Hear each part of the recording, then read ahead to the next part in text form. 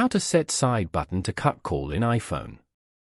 To get started, first of all go ahead and open up the Settings application on your phone. Once you're here, go to Accessibility as shown.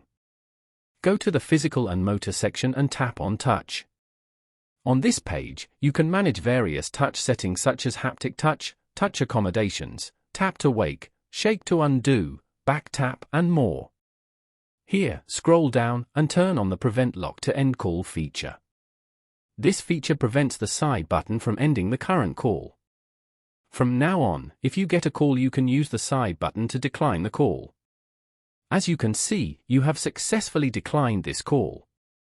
Following these steps, you can easily set side button to cut call in iPhone.